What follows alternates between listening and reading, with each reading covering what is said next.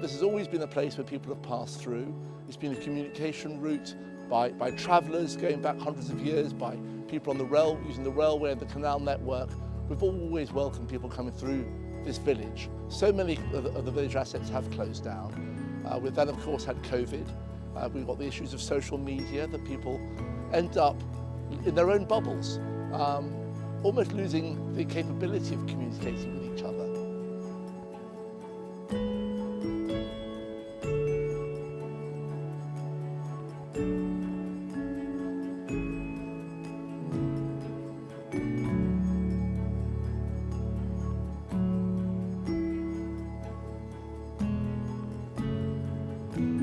It's 2 years ago almost today that we purchased the hop pole, and we spent the last 2 years raising the money required to get it reopened. What we bought was a shell of a 16th century building that had been unoccupied and unloved for many years. And our job was to turn it back into a modern building that meets all the modern requirements, but it still looks back at the history with the fondness that we want for the future.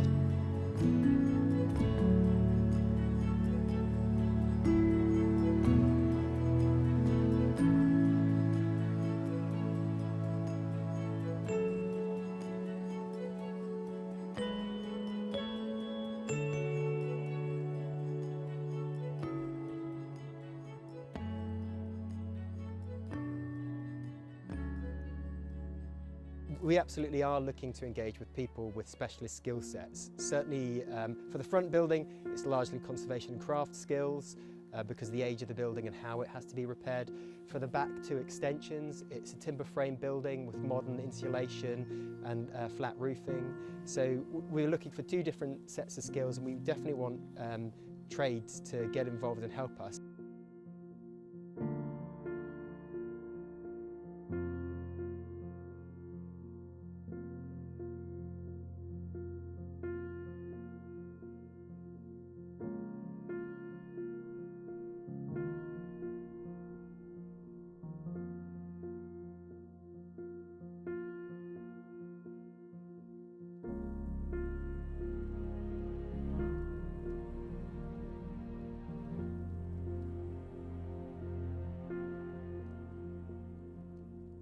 We were looking to raise £300,000.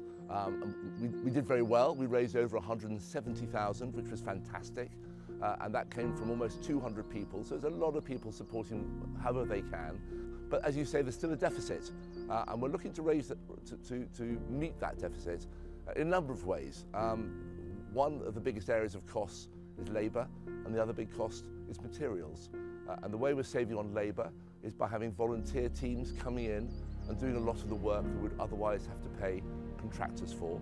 So that's a massive saving. We still need money. Now, if you haven't already invested and you want to boast your friends that you own an amazing community pub, we're still taking money. You can still buy shares. But if you haven't got money, there's plenty of other ways in which you can support us. You can spread the word by talking to your friends and family. If you've got something you can donate to us, of whatever you have, we're going to be holding an auction later on this year.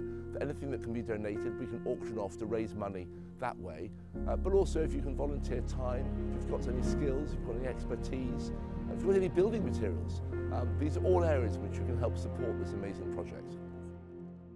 So our objective now is to reach out to major UK manufacturers and to tell them that we are a project that they want to be involved with. The social values of our project are fantastic, and so they definitely want to find out more about us, go to our website and look at what we can do for them and what they can do for us. So if you sell or make plasterboard, phone us. If you sell or make plumbing equipment, phone us, because we need your help.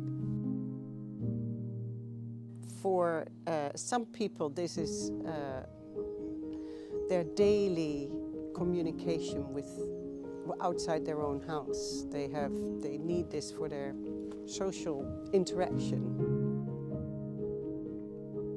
I think community engagement is crucial, and I think as we go on into this what is not so new century now, quarter way, and we realise how important community is going to continue to be. Social cohesion is everything, and if we lose it and we lose sight of it and the importance of it, then we will be in real trouble.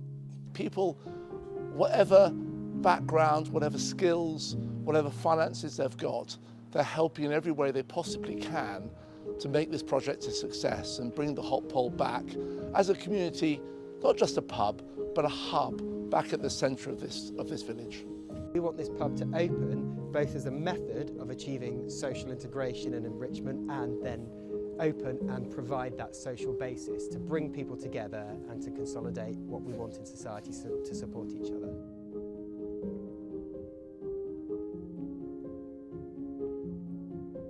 It was a busy little place, but obviously depending on certain landlords, it obviously went downhill a little bit. But Friday evenings was always quite entertaining, interesting, shall we say, because you could never get in. You'd be sat like that for sort of like 2 hours, and then everybody'd leave by sort of like 8 o'clock.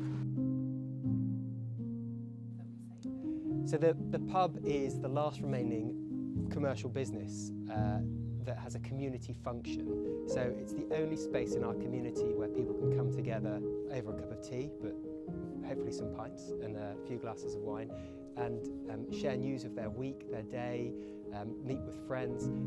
Without this space, people don't have that position in which to share their stories and support each other, and that's fundamentally important.